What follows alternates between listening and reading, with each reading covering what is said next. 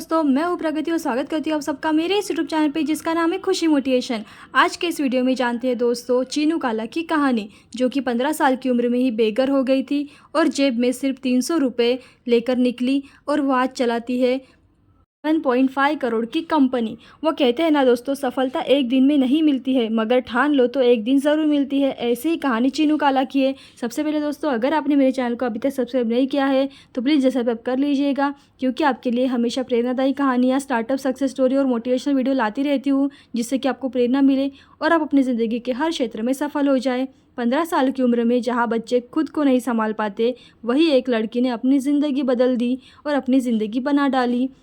है कि जो इंसान हिम्मत नहीं हारता वो कभी भी नहीं हारता। इंसान की ज़िंदगी में कई तरह की परेशानियां आती है और हर बार किस्मत साथ नहीं देती है। हमारे आसपास ऐसी कई कहानियां मिल जाएंगी जो बता सकती है कि कितनी हिम्मत दिखाई जा सकती है। ऐसी एक कहानी है चीनू काला की। चीनू वो लड़की है जो 15 साल की उम्र में ही घर से बेघर हो गई थी और सिर्फ 300 रुपये बचे थे उनकी जेब में, पर उन्होंने किस तरह से अपनी ज़िंदगी को नया मोड़ दिया वो काबिल तारीफ़ है। जानते हैं दोस्तों, 15 साल की उम्र में छोड़ना पड़ा था उनको घर। चीनू काला ने अपना घर कुछ ऐसे कारणों के चलते छोड़ दिया था जिससे वो लड़ नहीं पा रही थी। एक इंटरव्यू में उन्होंने बताया कि उनके पास सिर्फ 2 जोड़ी कपड़े थे और साथ में 300 रुपये।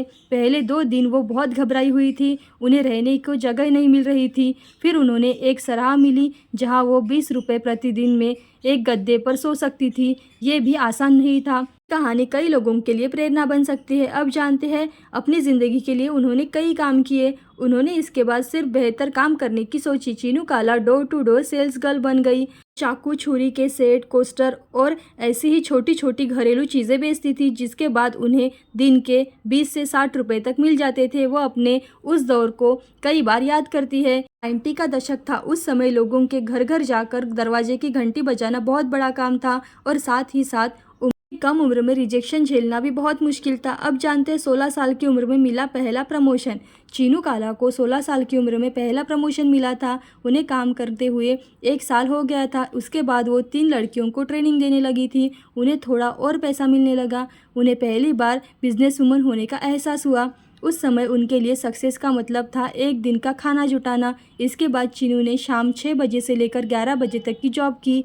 एक रेस्टोरेंट में वो वेटर्स के तौर पर काम करती थी। उन्होंने किसी भी जॉब को छोटा नहीं समझा और लगातार आगे बढ़ती रही। अब जानते हैं जीत लिया उन्होंने मिस इंडिया कॉम्पिटिशन।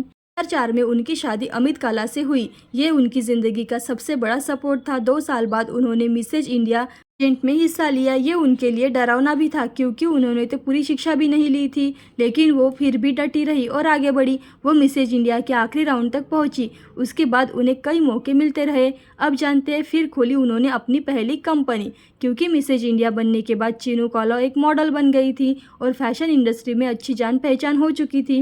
उन्हें लगा कि फैशन ज्वेलरी के मामले में वो कुछ कर सकती है और वो अपने इस काम में लग गई। उन्होंने जितना भी काम करके पैसा बचाया था उसे बिजनेस सेटअप करने में लगा दिया और फिर जन्म हुआ रूबन्स फैशन एसेसरीज की शुरुआत हुई।